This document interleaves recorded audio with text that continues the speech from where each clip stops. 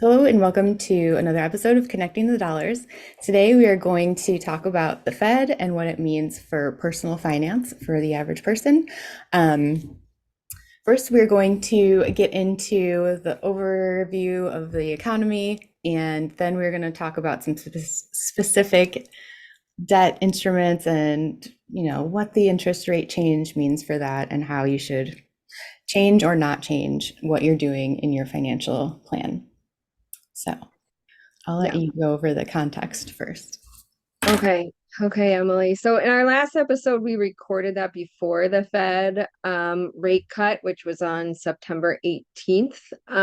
So we had a good idea that they were going to cut rates, and then they did in fact cut them. And a typical increase or typical cut would be 0.25%, but this one, recent one, was 0.5. So they did a significant cut. Because it was so big, I think some people took it as, a big deal. And I think it is a big deal, but really for most people, it shouldn't impact them Right. terribly. Um, because we have to take a step back and think, why is the Fed cutting rates, right? The Fed has a dual mandate, meaning they look after two things. One is inflation and one is the employment rate. And the inflation rate has been coming down. The unemployment rate has been ticking up. There's other signs that the economy is cooling. So the rate cut acts as like a stimulant to the economy to help get things going again and hopefully bring that unemployment rate back down eventually. But there is some concern out there that a cut could reaccelerate inflation, which I think a lot of people don't want to happen. Right. So we'll see if the Fed can find that balance. Um, but I think for most people, that's so out of our control what Right. the Fed does, what inflation, so it's like, should you really be changing your behavior that much? Hmm. Um, I would say probably not. Maybe at Right. maybe at the outside, Yeah. regular people will. And So it's hard. It's like I mean, maybe in our world, everyone's talking about it and it seems like this big deal.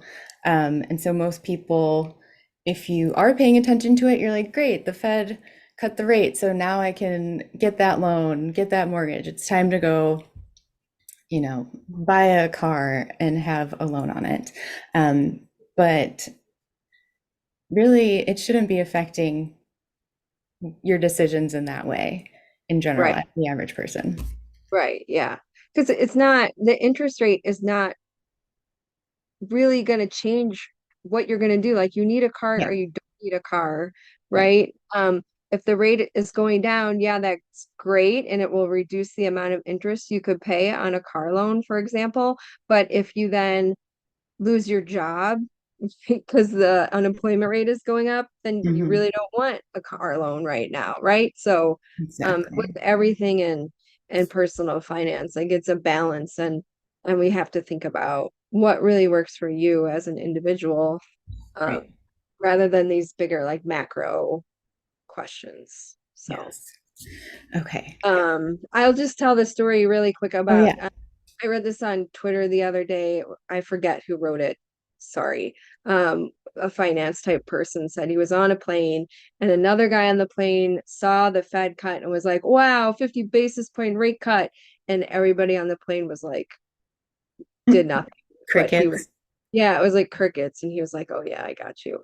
But but Yeah. yeah, like, we should just, most of us should just be the people on the plane, like, well, we're just gonna continue on our journey. Yeah, exactly. That's a good one.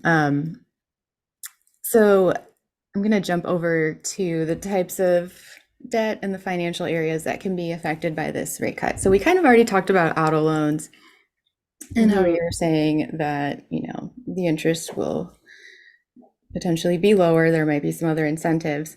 Um, but generally, this shouldn't necessarily be the deciding factor in whether you should buy a new car or not. There's other things to consider. Yeah. And so also we want to talk about credit cards. So if you carry a balance, the interest rate on those balances should fall. But we all know that credit card rates typically tend to be super high general. So this is not an invitation, I would not say, as a financial advisor, this is not an invitation to, rack up some more credit card debt. Um, it should be, you should stick to your plan, what works for you, and hopefully you're paying down that debt and not taking more on. Yeah, yeah. I know a lot of people, they like to play those games with credit cards, like how to get the most points, how to max out the rewards. Yep.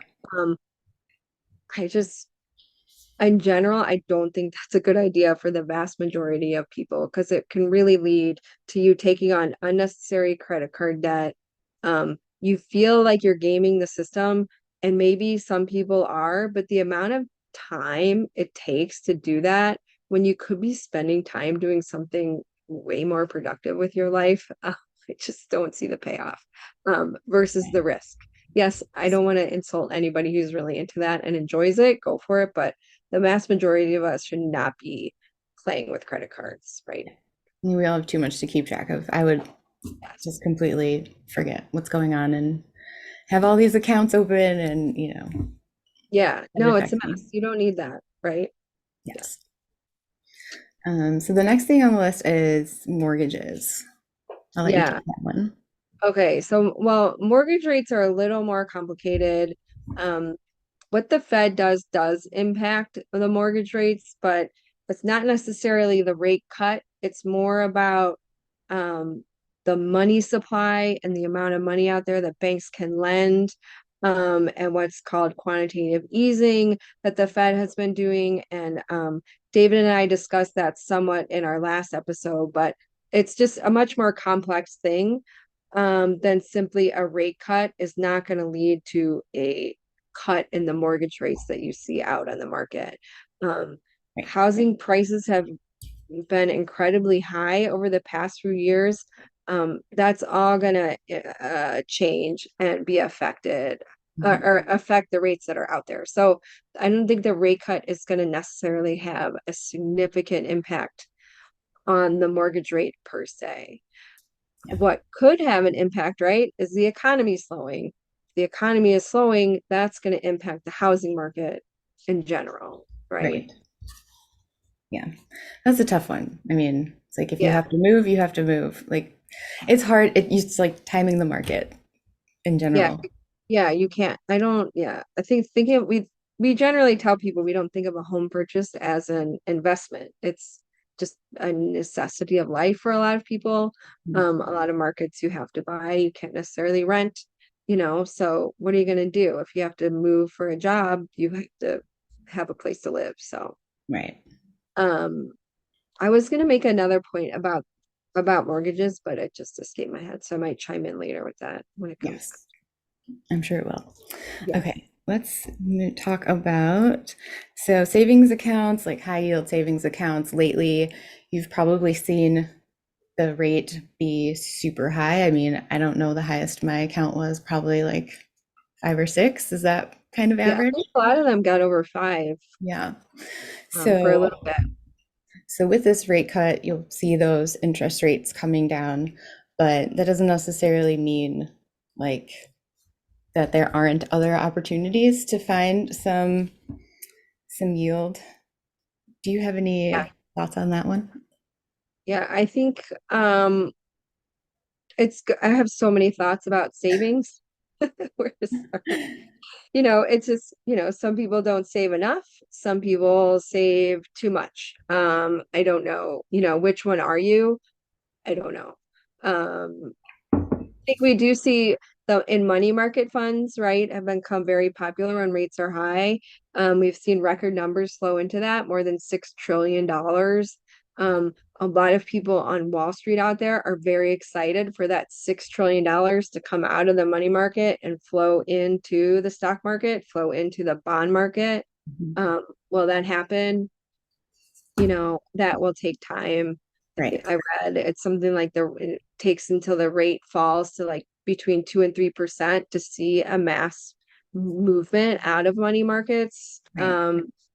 But at the same time, right, Emily, we were talking earlier about in general the savings rate, um, after the Great Recession in 2007, 2008, the savings rate increased substantially. And then which is good for individual people, but maybe not as good for the economy because Weren't uh, spending as yeah, much. they Yeah. want, I think what is our economy is like 80% consumer spending. Maybe it's not that, maybe it's like 75. It's a huge number. So Mhm. economists and policymakers, they want people spending money. Right. Um, but if the economy is slowing and you're worried about job loss or worried about what have you, it is a good time to save, right? Mhm. So even if the rates are going down a little bit, does that mean you shouldn't save? No, I hope Absolutely not. obviously not, right? Right. So, um, and I mean, I guess it's more of a policy question, and we don't really want to talk about get into politics because we don't know what would happen. But I mean, my personal feeling is I don't think the government has the appetite to print those stimulus checks like they were during COVID. Mhm. So, if there is a significant downturn, will they do that again? I don't know. I mean, Yeah. maybe, probably not. I would not count on it, is the Right. point, right? Yeah.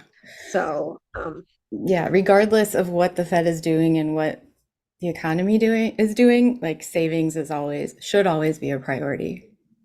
yeah, right, exactly.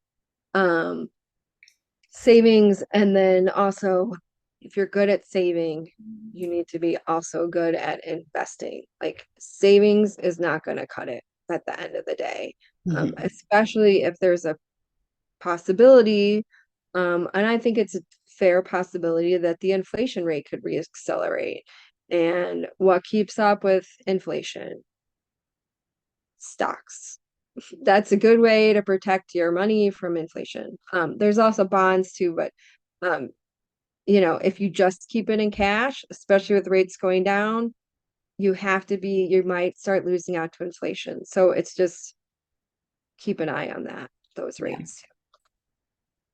Yeah. I mean, I think that's the main point we wanted to make. Like, Yeah. don't use this rate cut as an excuse to do something that you wouldn't normally do in your regular financial plan. Just stick to your investment plan, your savings plan, talk to your Yeah. financial advisor, talk to a professional like us at Propel Financial Advisors, and yeah, don't make a Don't don't, be reactive, right? I yeah, think that we always try to get people to do that. Make your plan in advance, follow the plan, and you don't have to react to these changes um, yeah, that are outside your control, yeah.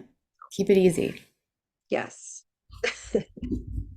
Keep it easy and automated. I don't know. Yes. It's like a set Yeah. it and forget it. We're on an infomercial now.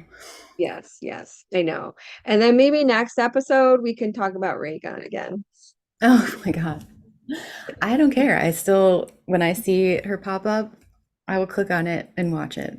Yes. Yes. It doesn't get old. No, Anyway. I love it. Okay. All right, what else do we have to say?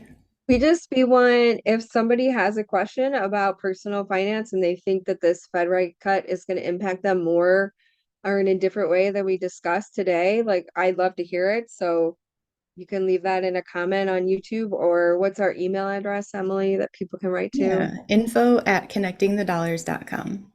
Okay, there you go. And as always, our disclosures, this should not be taken as investment, legal, or tax advice. This is for entertainment and educational purposes only. And yeah, please find us on YouTube, give us a like, subscribe, find us on Apple Podcasts or anywhere you get your podcasts, and reach I'll, out, leave a review if you want to. yeah. We love it. Okay. All See right, you thank next you. time, Talk to Emily. you next time. Bye. Okay, bye.